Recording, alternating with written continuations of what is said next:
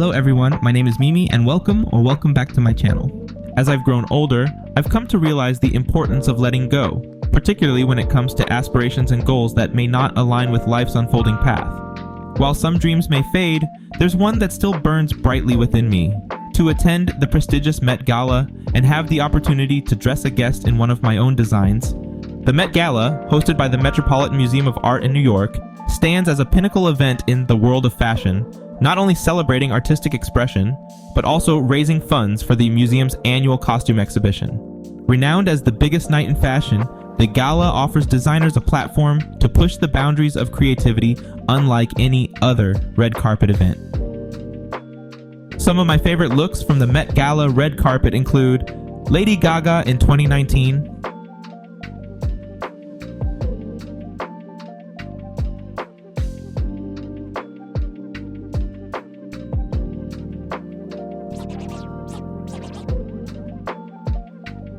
Rihanna in 2016,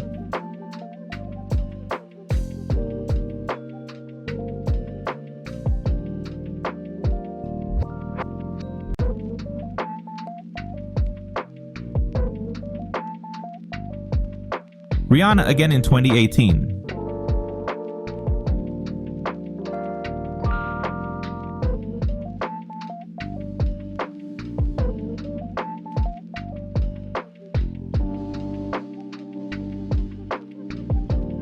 And Cardi B in 2019.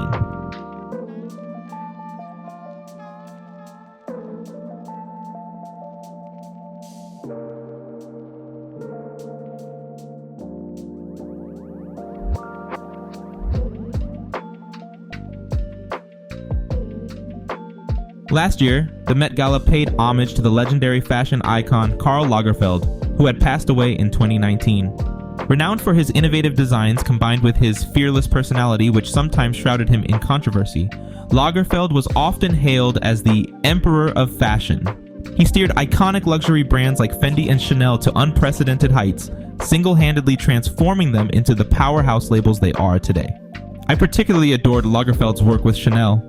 Each season, he didn't simply design clothing collections, he crafted entire worlds.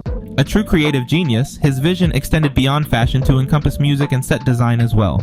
The Grand Palais underwent a breathtaking transformation.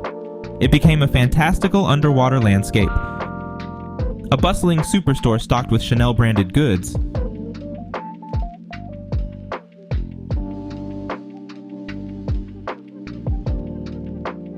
or even a futuristic space station complete with a rocket ship blasting off into the sky.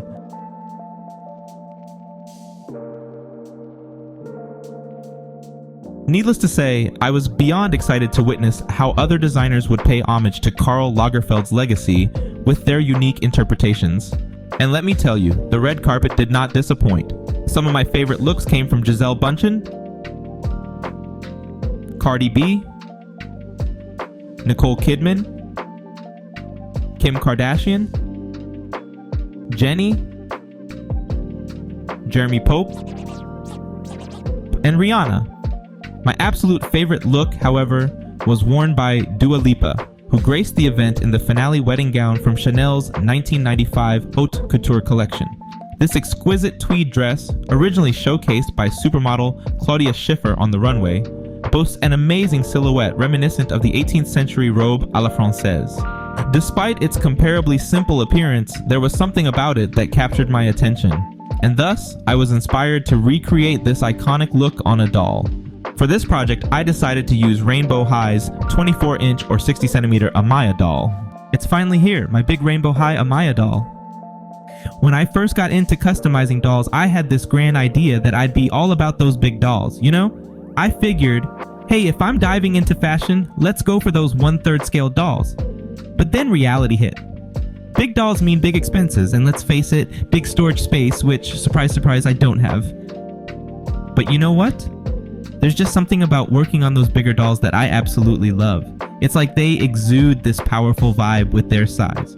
Plus, the best part is I can get all detailed and intricate with their outfits.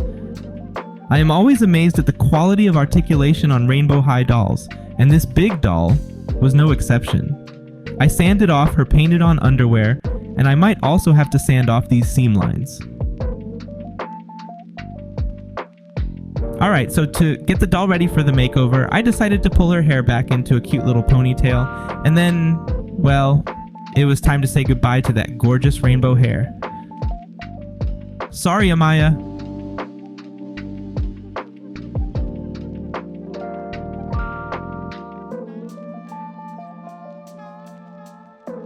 Once all the hair is cut, it's time to soften the vinyl head so that it can be removed easily.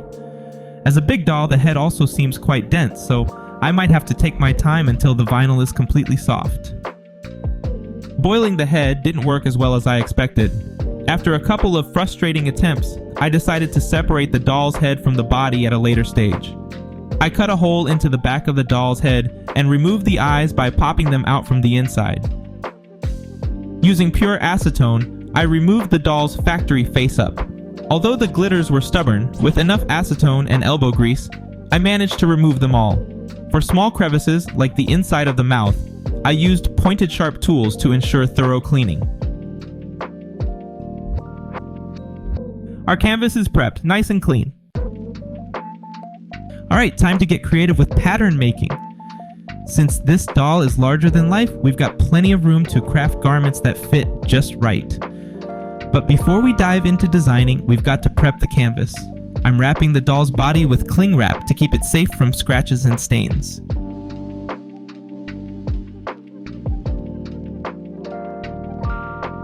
Once the doll's body is snugly wrapped, it's time for the next step. I carefully tape around the body as tight as possible using masking tape. This is where precision comes into play, ensuring every curve and contour is captured just right. It's like sculpting with tape. Once the taping process is complete, it's time to mark the center front and center back. This step is crucial, especially if your pattern pieces are symmetrical. By drafting only one side and then reversing the pattern pieces, you save time and ensure uniformity in your design.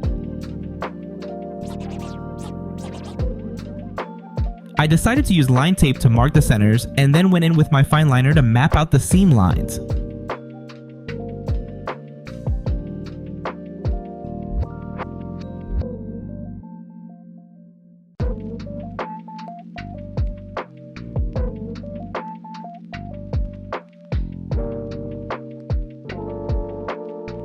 I realized that replicating the design in doll scale wouldn't be exact due to the unique body shape of the doll, which didn't quite align with the desired silhouette. However, I'm using off-screen images of the look as references to create the closest match possible.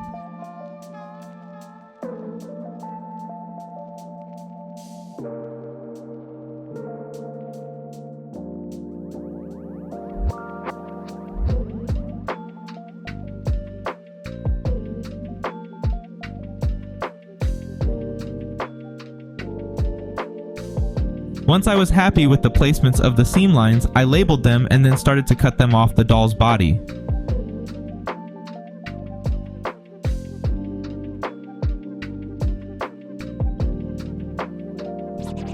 Then I separated the pattern pieces by cutting them along the seam lines.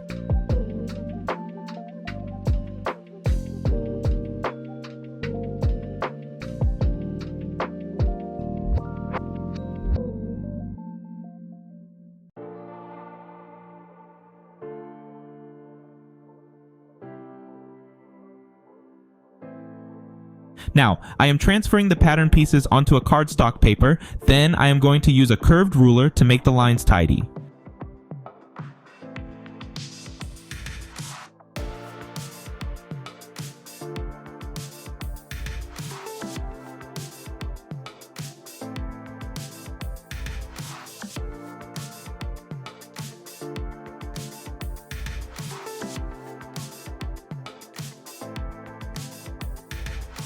Using a grading ruler, I added 0.5mm of seam allowances and cut the pattern pieces out.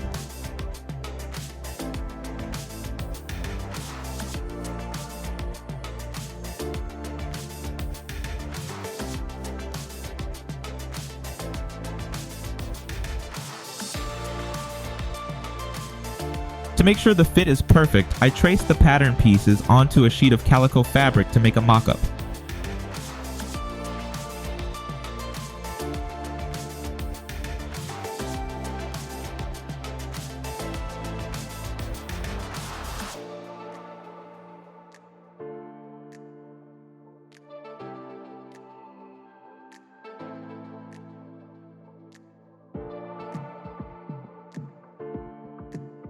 Now let's dive into the sewing process. When crafting a mock-up, patience is key. Take your time and pay attention to detail. It's crucial to iron out any issues during this stage rather than risking mistakes with the actual fabric. Remember, the mock-up serves as your blueprint for perfection. I'm pleased to report that the fit is quite good overall. However, the bodice appears to be excessively long, requiring shortening. Additionally, there are some areas where the fabric gaps, indicating that certain seams need to be taken in for a better fit.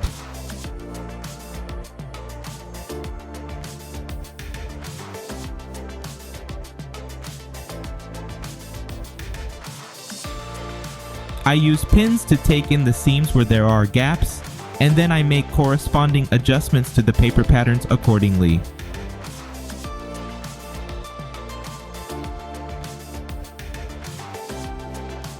This marks the second mock-up. It seems I've taken in some seams a bit too much, resulting in a garment that's now too small.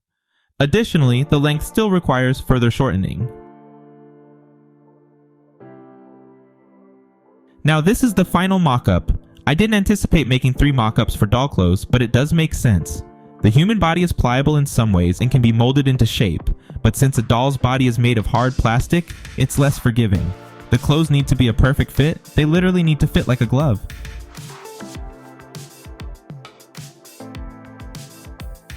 Now on to the exciting part of cutting the actual fabric. I was prepared to go fabric hunting for the perfect material, only to realize I had this gem hidden away in my stash. To ensure extra stability and to keep the fabric from unraveling, I applied fusible interfacing to the wrong side of the fabric before cutting.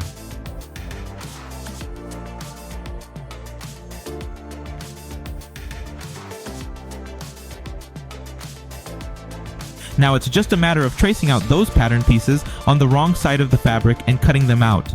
I've got this cool fabric pen that works like magic. It disappears with just a little heat.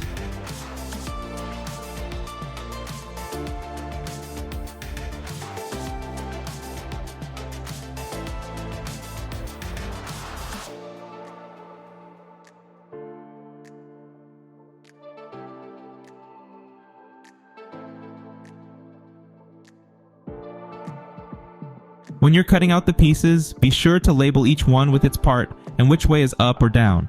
Trust me, there's nothing worse than realizing you've got to unpick seams, or even worse, cut new pieces because of a mix-up. It's like solving a puzzle. One wrong piece and the whole thing doesn't fit. Now, to give the bodice that corseted feel, I'm going to add a little extra something. Usually, interfacing the fabric is enough to give it stiffness in doll scale, but with a bigger doll like this one, we need to take an extra step. This is called canvas, typically used in men's tailoring to create a beautifully streamlined silhouette. I'm going to use this on the bodice to ensure it maintains its shape. To cut the canvas, I prepared separate pattern pieces without added seam allowances. This ensures that when sewing the garment, the canvas pieces don't add bulk to the seam lines, which could disrupt the silhouette. This practice of removing seam allowances on the canvas is widely used for human-sized garments as well, as tailoring is a very meticulous and detail-driven craft.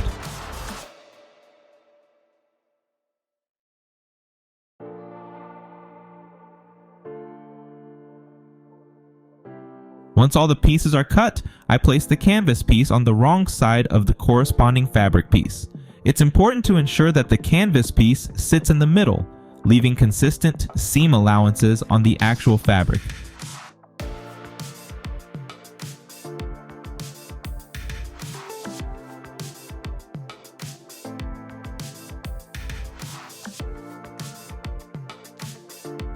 Using a needle and thread, I'm carefully attaching the canvas piece onto the fabric. I have to be super careful not to catch the right side of the fabric with each stitch. It's all about feeling where the needle is guiding the thread. While the texture of this tweed fabric might hide some slip-ups, this is a great opportunity to practice and master this sewing technique.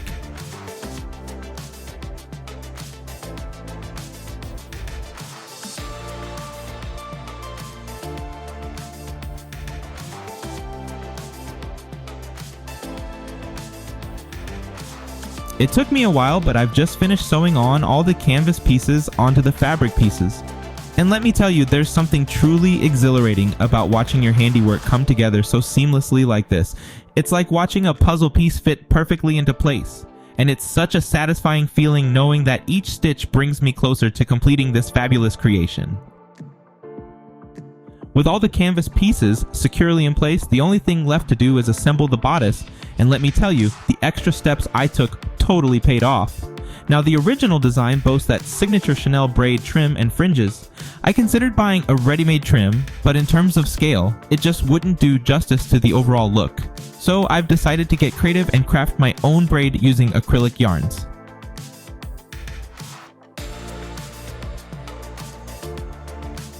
Creating the trim was surprisingly simple.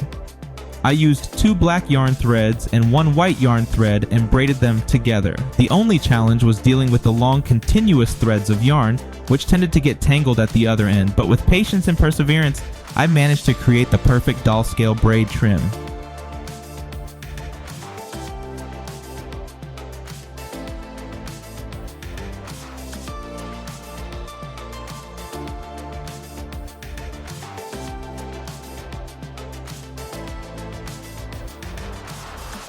I pinned the finished braid trim in place, and then carefully hand-stitched it onto the bodice and skirt.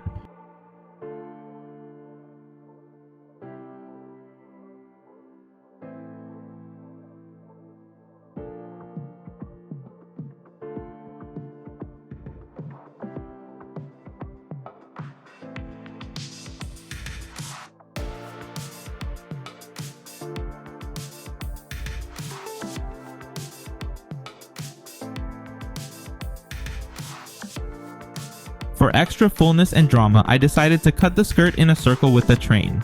Once the skirt was cut, I overlocked the edges, folded the hem over to the wrong side, and used an invisible stitch to finish the hem.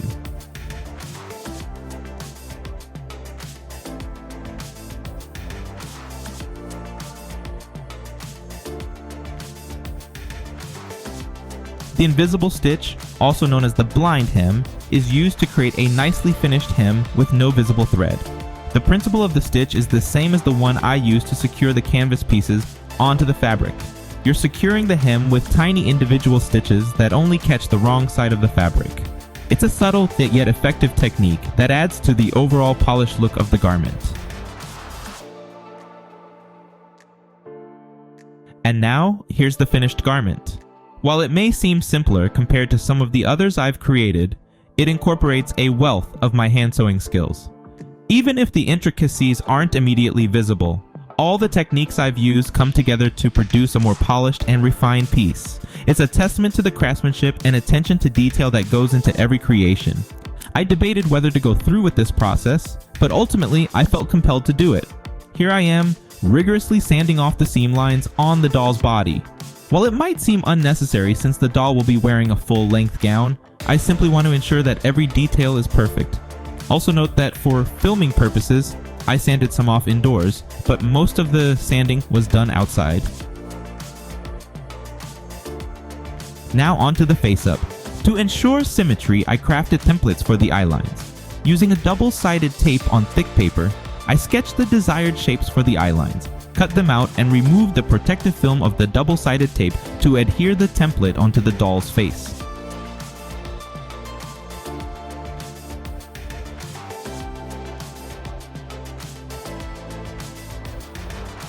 Then, I simply traced along the template to map out perfectly symmetrical eye lines. I filled the eye lines with black watercolor pencil.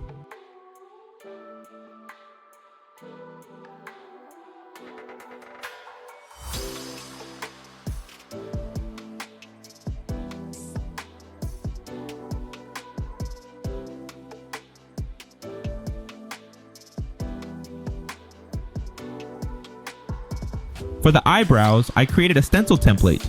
I measured the spaces in between the brows on the doll's face, then created the template accordingly. It is a bit difficult to place the stencil on the doll's face since the paper is opaque, and you can't really see if you are placing it correctly, so creating the stencil on a tracing paper might be a better way.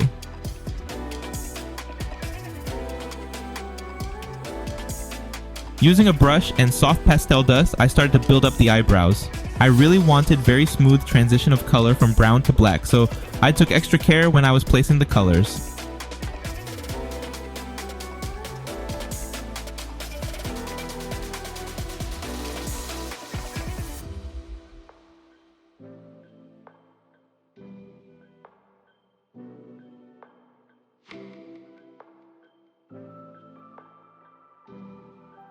Once I removed the template, I cleaned the edges and then went in with finer brush to enhance the color transition.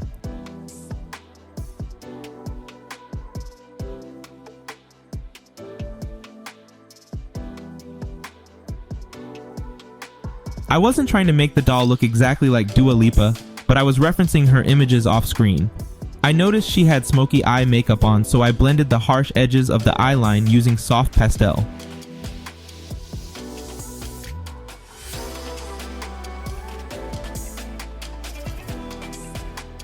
Now when it comes to a doll's face up, I usually prefer softer lips that blends into the skin, but for this doll I wanted clear lip line. So I sketched out shape of the lip, then used a red watercolor pencil to draw it.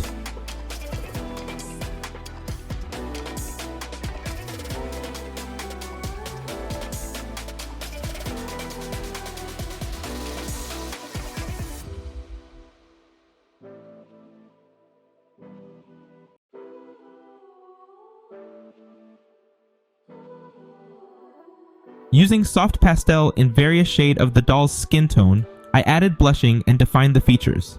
At this point, I started to add darker colors to the lips so that it looks more dimensional.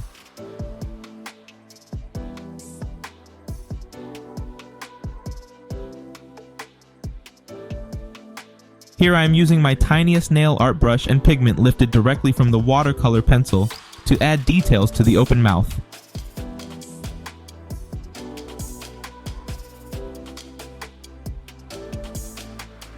Now that all the shapes and lines are placed, with general blushing and defining done, all there's left to do is to build up the colors. Whenever the colors stop building up, give the doll's face a fresh coat of Mr. Super Clear Sealant. Wait for it to completely dry, then continue building up the colors. Mr. Super Clear Sealant is highly toxic. I mean really very seriously toxic, so remember to do it outside and wear a filtration mask.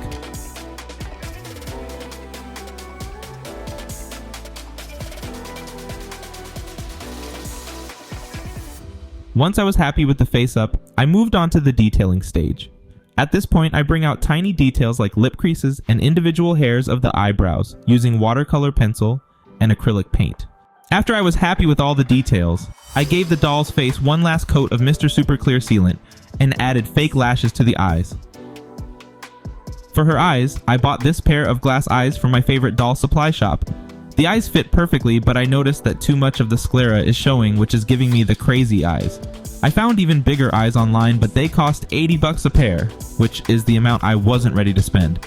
So I decided to make my own set of eyes for the very first time. Originally, I had planned to craft the eyes using epoxy clay, but I ultimately opted to use foam spheres instead. While the foam spheres exhibited ridges and lines, I believed that a bit of sanding and several layers of acrylic paint would effectively conceal them.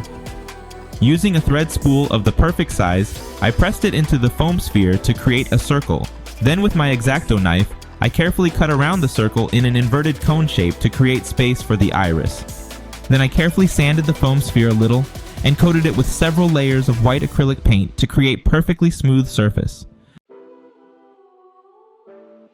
I painted the iris with brown acrylic paint. It took about 3 layers until I was happy with the opacity.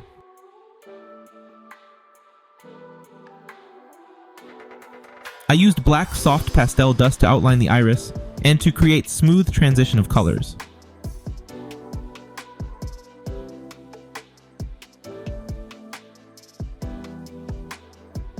Then using my pencil, I added details onto the iris.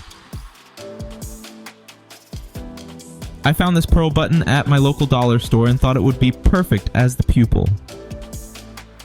I painted the button with several coats of black acrylic paint and unscrewed the hook at the back to prepare it. I placed a small drop of UV resin into the iris and positioned the pupil. After placing the eye under a UV lamp to cure it, I filled in the iris with more UV resin and domed it. Then, I covered the entire eye with additional UV resin and cured it under the UV lamp to achieve a glossy finish.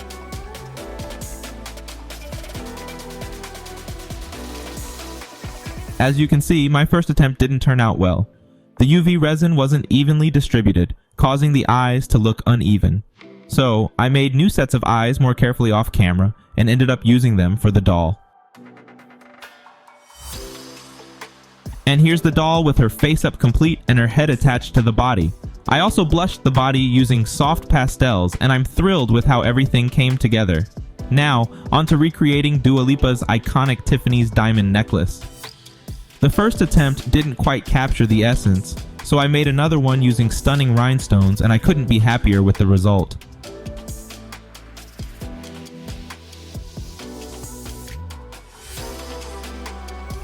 For her hair, I'll be repurposing a wig that I originally bought for one of my larger ball-jointed dolls, and it surprisingly fits this doll's head perfectly. Now, without further ado, I present to all of you the 2023 Met Gala Dua Lipa doll.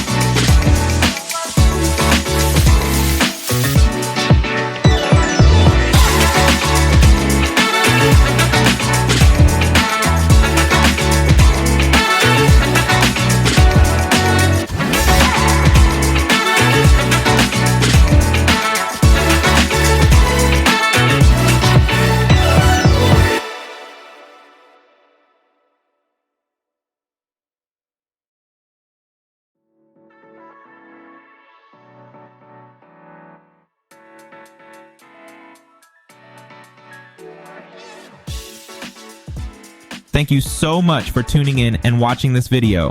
If you enjoyed what you saw, don't forget to give it a thumbs up and subscribe to the channel for more content like this. Make sure to hit the notification bell so you never miss an upload. I love hearing from you, so leave a comment down below with your thoughts or suggestions for future videos. Until next time, take care and see you in the next one.